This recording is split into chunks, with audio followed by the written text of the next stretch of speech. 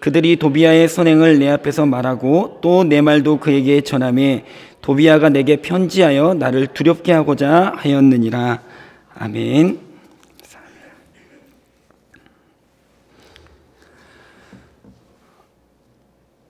지금 우리는 에스라, 에스더, 느헤미야의 말씀을 계속해서 이어서 보고 있습니다. 바벨론의 포로로 잡혀갔던 유다의 백성들이 예루살렘에 돌아오게 되는 이 사건을 통해서 하나님께서 지금 우리에게 무엇을 말씀하시는가, 하나님께서 우리에게 들려주시고자 하는 메시지가 무엇인가, 우리 말씀을 통해 찾아가고 있습니다. 지난 시간까지 보았던 느헤미야의 말씀만 잠시 요약하고 오늘 본문으로 들어가 보도록 하겠습니다. 에스라의 영적 각성 운동이 있었습니다. 그 운동의 핵심은 이방인들과 짝하여 살았던 그 삶을 회개하고 돌이키는 데 있었습니다. 그래서 결혼하였던 이방인 아내를, 그리고 그 사이에서 낳았던 자녀들을, 그 자녀들이 있었던 이방의 땅으로 다시 돌려보내는 일들이 에스라 시절에 있었습니다. 그런데 이것이 화근이 되어서 이방 민족들과의 관계가 급격하게 나빠지기 시작했습니다. 한두 사람도 아니고 많은 사람들이 파혼을 겪게 되고 다시 집으로 돌아가게 되었으니까 관계가 좋아질 일은 없었을 것입니다. 결국에 이스라엘과 그 주변에 있던 이방 민족들이 서로 잦은 다툼과 싸움이 일어나게 되었는데, 이것으로 인하여서 심지어 성문이 불타버리고 성벽이 무너지는 일까지 생기게 되었습니다. 예루살렘에서 이러한 일들이 벌어지고 있는 동안 수상궁에서 술관원으로 있었던 느헤미야는 예루살렘에서 이러한 일들이 일어나고 있는지는 상상도 하지 못하고 있었습니다. 에스라와 같은 훌륭한 지도자가 갔으니까 지금 예루살렘은 평화롭게 하나님의 나라를 세워가고 있을 것이라고 생각했던 것이죠. 그런데 예루살렘으로부터 올라온 형제들에게 예루살렘의 지금 모습이 어떠한지 듣게 되었습니다. 방금 말씀드렸듯이 성문이 불타버리고 성벽이 무너진 상황 말입니다. 그래서 그 길로 사람들이 많이 드나들고 이스라엘 사람들이 고난을 받고 있다는 소식을 듣게 되었습니다. 느헤미야는 그 소식을 듣고 당장 예루살렘으로 달려가고 싶었습니다. 하지만은 이 술관원장이라는 직책이 느헤미야의 발목을 잡고 있었죠. 항상 왕의 곁에 있어야 하는 직책이었기 때문입니다. 그래서 느헤미야는 하나님께 그때로부터 가슴을 치며 기도하기 시작합니다. 기도의 내용이 무엇이냐? 나를 예루살렘에 보내주옵소서. 예루살렘의 회복에 나를 사용하여 주옵소서. 느헤미야는 가슴을 치면서 금식하며 기도하기 시작했습니다. 술관원장이, 그리고 술관원장 중에서도 가장 왕의 신임을 두텁게 받고 있는 느헤미야가 왕의 곁을 떠나서 예루살렘으로 파견을 나간다라는 것은 현실적으로 불가능한 상황이었습니다. 그럼에도 불구하고 느헤미야는 계속해서 기도하였죠. 그렇게 기도하기를 어느덧 4개월이라는 시간이 흘렀습니다. 하나님께서는 이 느헤미야의 기도에 응답해 주셨습니다. 느헤미야가 왕의 은혜를 받아서 예루살렘의 총독으로 파견을 나갔을 뿐만 아니라 거기에 필요한 행정적인 지원, 그리고 군사적인 지원도 함께 얻을 수 있게 되었습니다. 그렇게 예루살렘의 총독으로 느헤미야가 파견되어서 갔습니다. 이렇게 파견되어 온 느헤미야를 보고 이스라엘의 대적들은 이렇게 말합니다. 이스라엘 자손을 흥왕하게 하려는 사람이 왔다 라고 말하죠. 그러면서 대적들이 근심했다라고 2장 10절에서는 말하고 있습니다.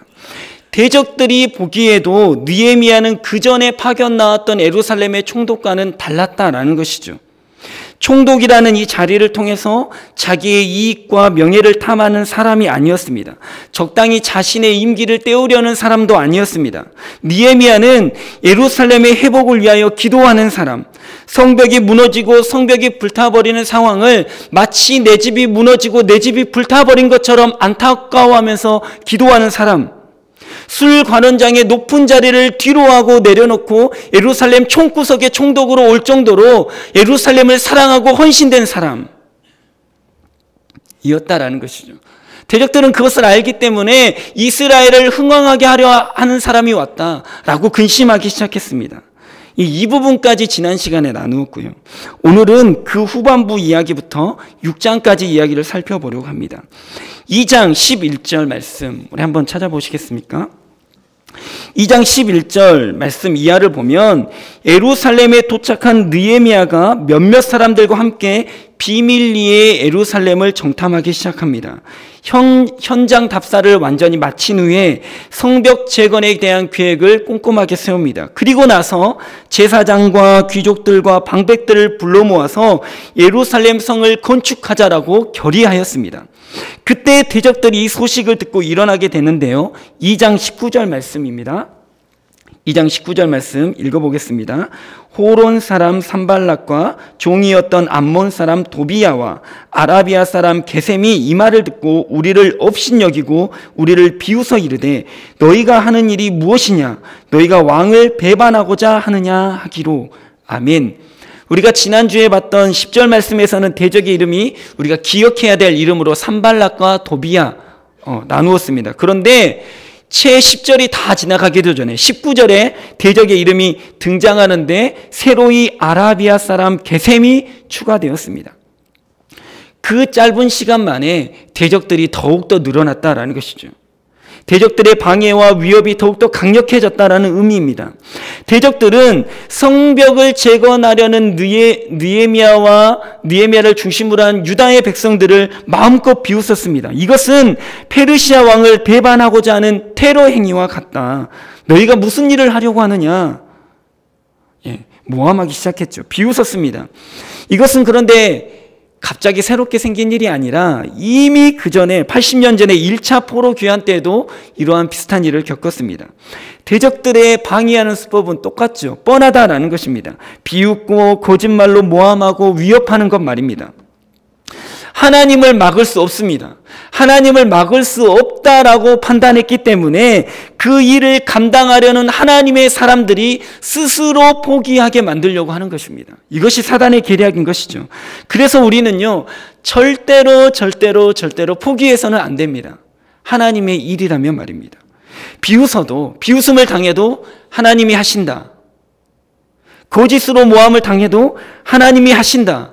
협박이 있어도 하나님이 하신다. 결단해야 되는 것입니다. 믿음으로 선포해야 됩니다.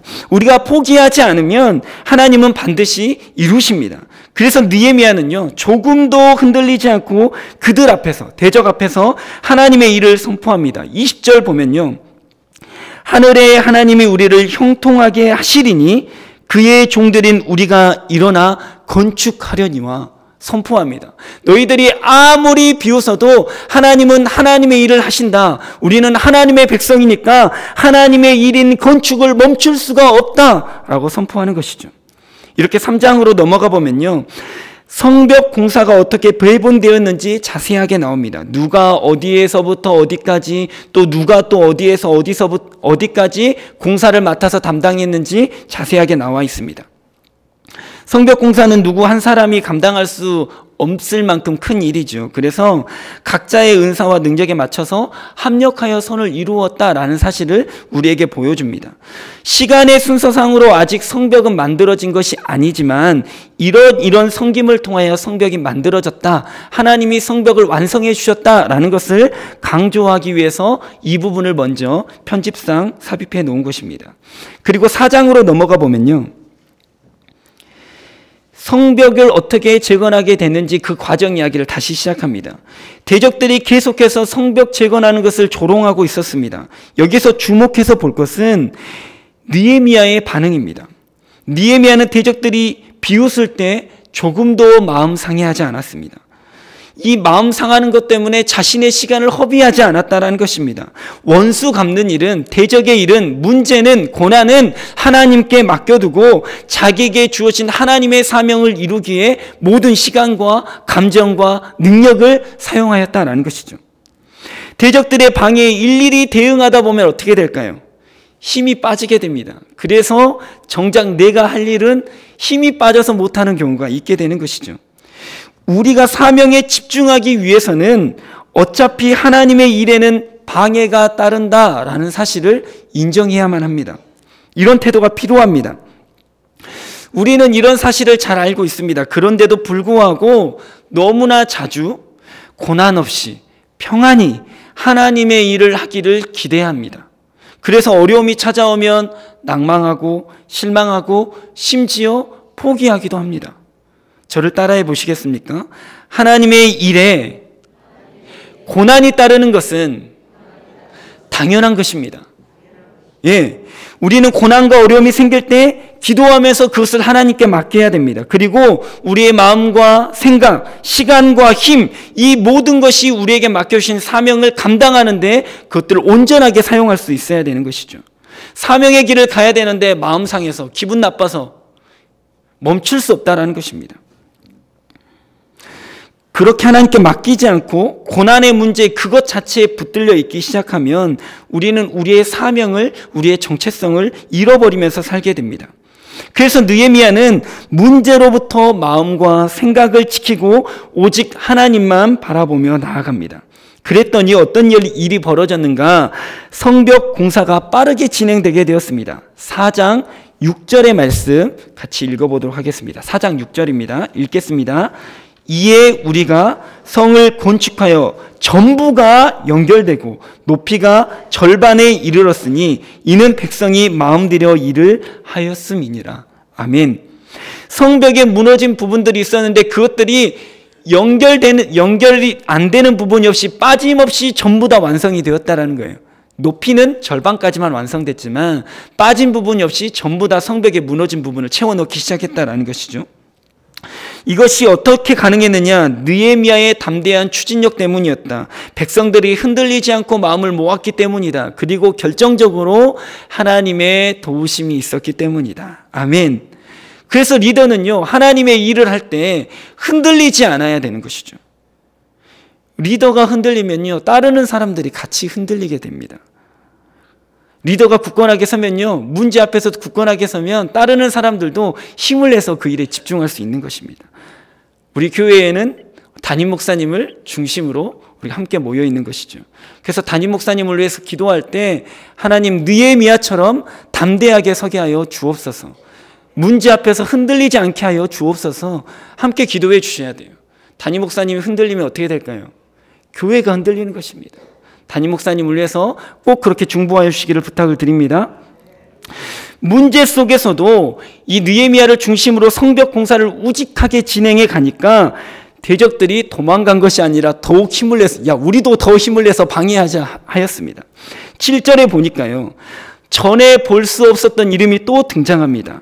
읽어보겠습니다. 산발락과 도비야와 아라비아 사람들과 암몬 사람들과 아스돗 사람들이 예루살렘 성이 중수되어 그 허물어진 틈이 메꾸어져 간다함을 듣고 심히 분노하여. 아멘. 처음에는 산발락과 도비야였습니다. 그런데 그 다음에는 아라비아 사람 게셈이 포함됐죠. 그리고 이제는 어떤 사람까지 포함됐습니까? 아스돗 사람,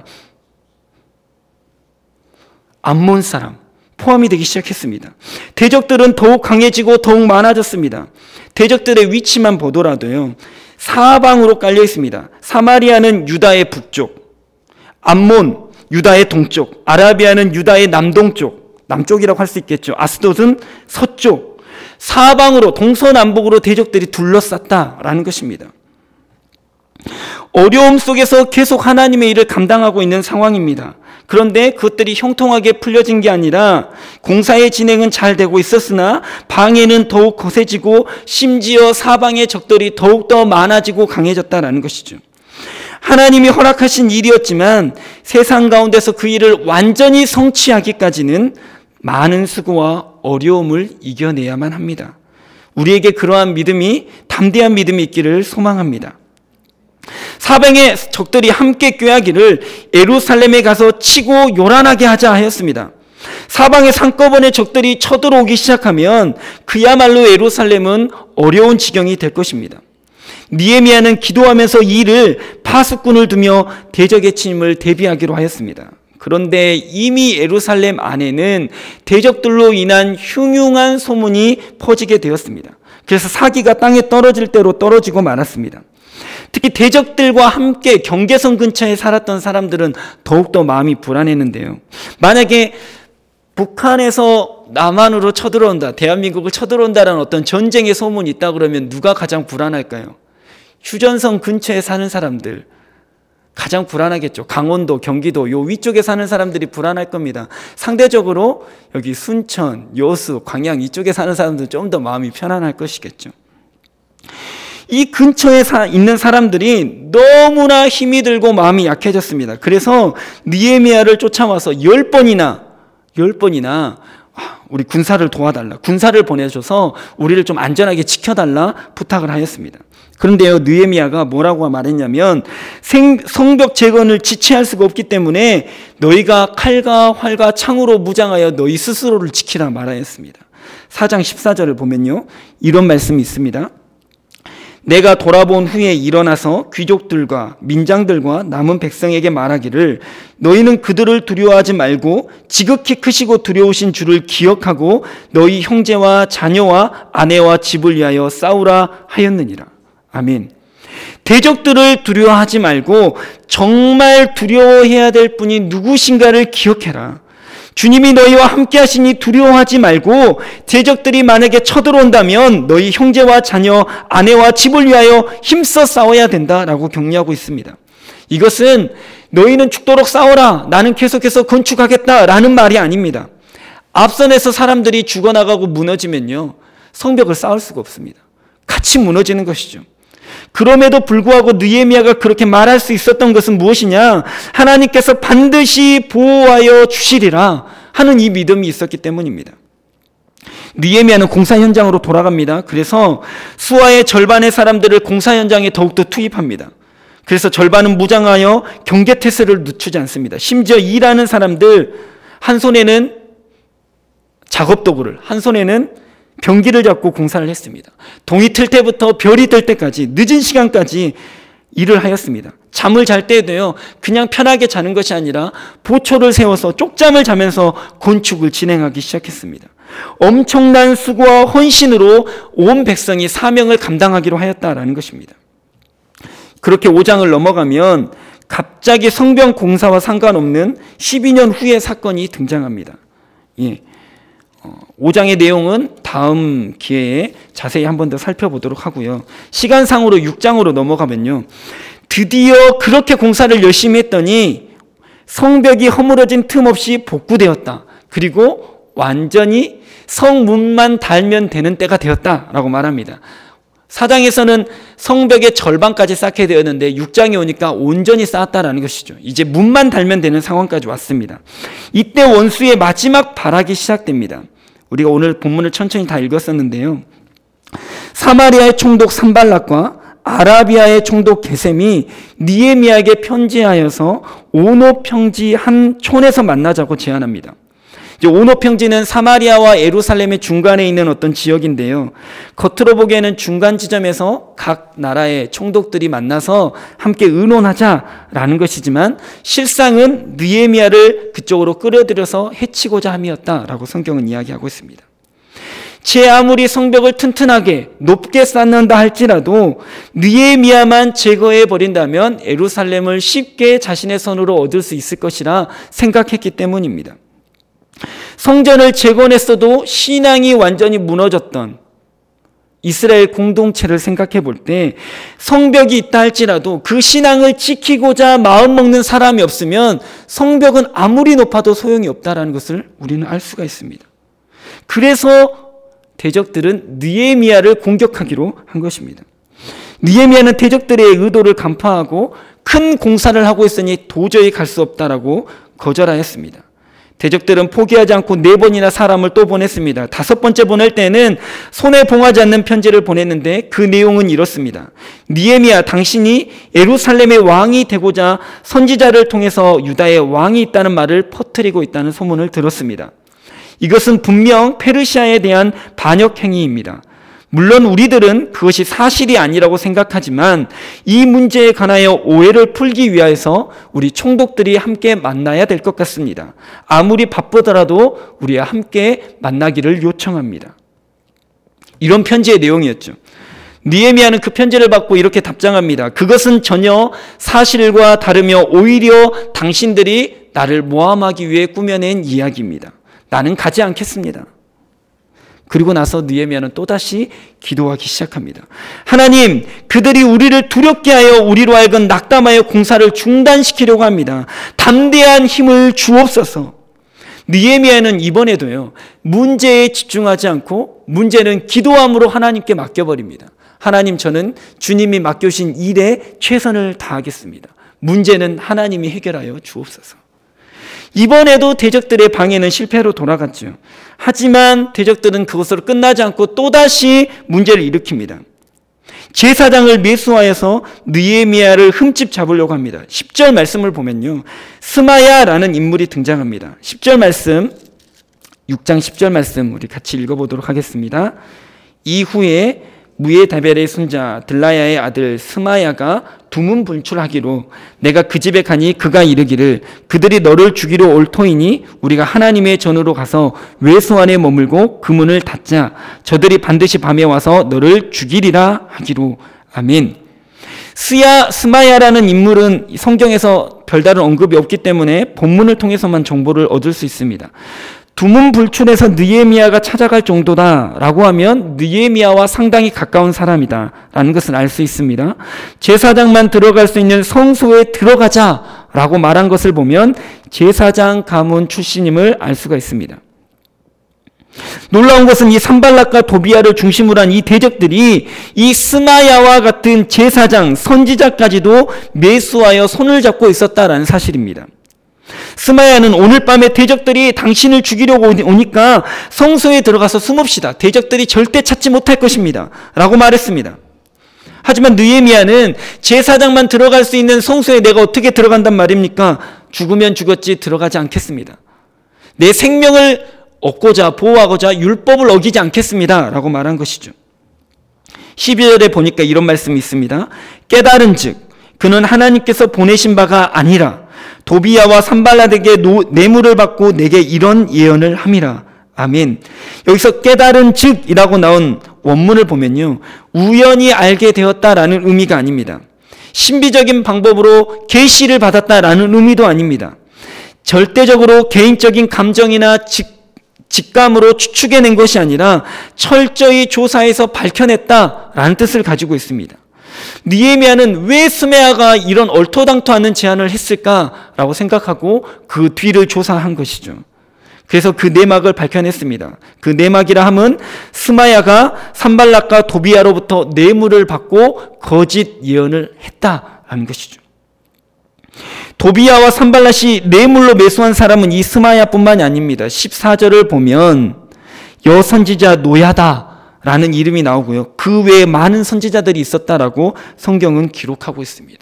수많은 사람들이 제적들에게 뇌물로 매수당한 상황이었다라는 것이죠. 대적들은 선지자들과 제사장까지도 돈으로 매수하여서 느헤미야를 함정에 빠뜨리려고 했습니다. 만약에 느헤미야가 스스로 자신을 하나님의 말씀으로 깨끗하게 지키려는 생각을 하지 않았다면, 오직 하나님 한 분만을 두려워하는 마음을 갖지 않고 대적들을 두려워하고 사람을 두려워하는 마음을 가졌다면, 그래서 성소에 숨었다면, 율법을 지키지 않았다면 느헤미야는 대적들의 계략에 걸렸을 것입니다. 하지만 느헤미야는 마음을 지키기로 결단했습니다. 사명에 집중하기로 결정했습니다. 모든 문제는 하나님께 맡기기로 결정했습니다. 그랬더니 하나님께서 이 모든 시험을 이기게 해주셨다라는 것입니다. 느헤미야 6장 말씀을 계속해서 읽어보면요, 반복되는 단어들이 있습니다. 그 단어가 무엇이냐면 두려움입니다. 원수들이 원하는 것이 바로 두려움입니다. 단지 성벽을 쌓는 것을 멈추게 하는 것이 아니라 대적들을 두려워하게 하는 것입니다. 세상을 두려워하게 하는 것입니다. 아무리 높은 성벽을 쌓아도요, 안에서 문을 열어주면요, 그 성벽은 아무 소용이 없습니다. 안에서 누가 문을 열어줄 수 있을까요? 두려움을 가지고 있는 사람입니다. 이 성벽이 나를 지켜주지 못한다라는 두려움을 가지고 있는 사람은 성벽 문을 열어주게 되어 있습니다. 내가 열어줬으니까 나는 봐주세요. 나는 살려주세요. 나는 책임져 주세요. 라고 말하는 것이죠. 그래서 원수들은요, 우리에게 두려움을 주길 원합니다. 그래서 말씀으로, 진리로 굳게 성벽 쌓은 우리의 믿음의 문을 열어서 우리의 성을 함락시키려고 하는 것입니다. 세상을 두려워하게 합니다. 돈을 두려워하게 합니다. 명예를 두려워하게 합니다. 건강을 두려워하게 만듭니다. 하나님을 두려워할 때는 하지 않았던 일을 세상을 두려워하기 시작할 때 사람들은 서슴없이 양심의 가책 없이 하기 시작합니다. 세상에 대한 두려움이 찾아오면 어떻게 됩니까? 그때부터는 적당하게 타협점을 찾기 시작합니다. 타협하면 어떻게 되죠? 처음에는 괴롭습니다. 그런데요, 한 번 타협하고 두 번 타협하면 양심이 말을 듣지 않습니다. 무뎌집니다. 그리고 나중에는 타협이 아니라 그것이 자기의 삶이 되어버립니다. 인격이 무너지는 것이에요. 신앙이 무너지게 되는 것입니다. 그래서 나중에는요, 잘못을 하고 있어도 잘못한지 모르고 그냥 그렇게 살아가는 것입니다. 어느 정도까지 무너지게 되느냐, 오늘 말씀을 보면요, 깜짝 놀랄 정도입니다. 6장 후반부 기가 막힌 이야기가 나와요. 어떻게 이런 일이 있을 수 있는가? 17절부터 19절 말씀을 보니까요, 유다의 귀족들과 도비야가 서로 편지를 주고받았답니다. 도비야는 아라의 아들 스가야의 사이가 되었답니다. 도비야의 아들 여호하나는 베레가의 아들 무슬람의 딸을 아내로 맞이하였답니다. 아라의 가문이 누구냐? 700여 명을 이끌고 포로 기한에 동참했던 믿음의 가문입니다. 에스라 2장 5절에 나오고요. 무슬람이 누구냐? 느헤미야 3장 4절 30절에 나오는 성벽의 두 부분이나 담당하여서 성벽을 보수하였던 믿음의 사람, 리더입니다. 유다의 리더예요. 그런데 이 두 가문이 도비야와 사돈관계를 맺고 있는 거예요. 그러니까 도비야는 유다의 유력자들과 이미 정락 결혼을 맺고 있었다라는 것이죠. 그래서 이스라엘 공동체 안에 강력한 영향력을 행사하고 있었다라는 거예요. 뒤에 13장 넘어가면요, 대제사장 엘리야십에 의해서 성전 내에 도비야의 방이 있을 정도입니다. 성전에 도비야의 방이 있을 정도로 유대 관계가 있었다라는 거예요. 에스라를 통해서 영적 각성운동이 일어났습니다. 그래서 이방 여인과 결혼했던 것을 다 무르고 돌려보냈습니다. 그럼에도 불구하고 유력자들이 먼저 도비야와 산발락과 사돈관계를 맺으며 정략관계를 맺었다라는 것이죠. 그러니 돈을 두려워하는 사람들, 권력을 두려워하는 사람들, 안정적인 삶을 추구하는 사람들, 이 사람들이 도비야와 산발락과 그 유력자들 사이에 동맹관계를 함께 맺기 시작했다라는 것입니다. 왜요? 피해 당하지 않기 위해서, 나도 그 관계 안에서 살아남기 위해서 말입니다. 지금 유다 안에는 내부의 적들이 너무나 많은 상황입니다. 이렇게 동맹을 맺은 내부인들이 무슨 일을 벌였느냐? 느헤미야 앞에서 도비야가 착한 사람입니다, 이런 착한 일들을 했습니다, 이런 말도 안 되는 소리를 하고 있어요. 여기서 말한다 라는 성경의 원문을 보면요, 능동분사로 쓰였거든요. 쉽게 말하면 한두 번 말한 것이 아니라 만날 때마다 계속해서 도비야를 칭찬했다라는 의미입니다. 도비야는 이런 일을 했습니다. 도비야는 이런 일을 했습니다. 그는 착한 사람입니다. 위대한 사람입니다. 우리가 함께 가야 될 사람입니다, 라고 말했다는 것이죠. 그뿐 아닙니다. 느헤미야가 했던 말들을 도비야에게 전하는 역할을 했습니다. 스파이 노릇을 했다라는 것이죠.